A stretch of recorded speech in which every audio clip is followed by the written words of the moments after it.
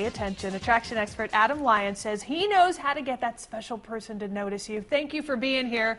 Real briefly, we were talking a little bit about during the commercial break how you become an attraction expert. I think luck.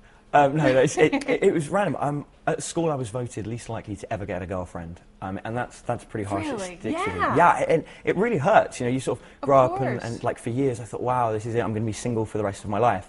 And I decided that I wasn't going to. I was going to do something about it. So I started reading books, pulled out old psychology journals. I know there was a TV show recently about a guy that sort of did some stuff. So I sort of started looking at that and analysing all the different ways of doing it.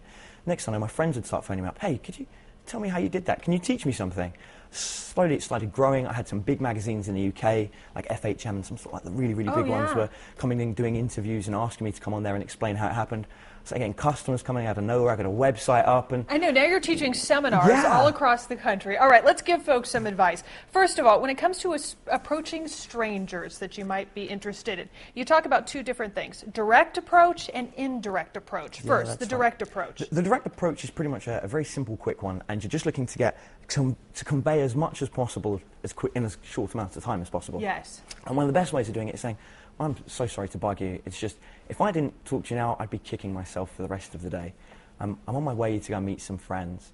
It's just, what's the best way of getting in touch with you? Yeah, and you say the bringing in the whole meeting friends aspect of it too. It's really key, because that way you're showing that you're social, that you're not sort of like bumming around with nowhere to go and nothing to do, that you are going somewhere. The reason you're stopping them at that moment is because you've got to take this one moment of serendipity, and if you don't do something about it, then you're not going to end up with anything. Oh, right, the indirect approach. Now, the indirect approach is slightly different. When you're going indirect, you're trying to come under the radar. You don't really want them to know what's going on.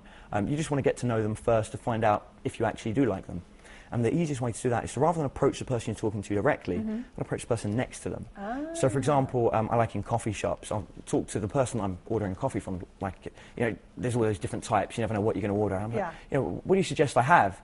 And the salesperson starts getting a bit confused, and they give you some random things. You're like, you know what? I'm not going to trust you. You work here. You would say that. Hey, what do you think I should get? That's good. I like that one. I like that Straight over the shoulder to the other person. That's good. That's good. All right, do's and don'ts of dating. Do avoid awkward silences. Horrible, isn't it? When you're sitting next to somebody on a bench and you don't know what to say. I always like putting the pressure on the other person. So whenever you get an awkward silence, I use like really big open-ended questions. Something like, tell me something interesting about yourself. Yes. Or, if you were going to go anywhere in the world, where would you go? But why? And that makes them have to think about what to say and put the pressure on trying to. Absolutely. You say on first dates, do an activity. Never just do the whole dinner and a movie thing. It's been done. I mean, everyone knows this. Dinner. You gotta get creative. Think about the amount of conversation you're going to have to fill in, right? That whole time you're going to think of things to say. Go-karting, ice skating, something that's fun and entertaining that can take over the bulk of the time. Okay, real quickly, we don't have time to get to all the do's and don'ts, but you say don't ever ask for a number.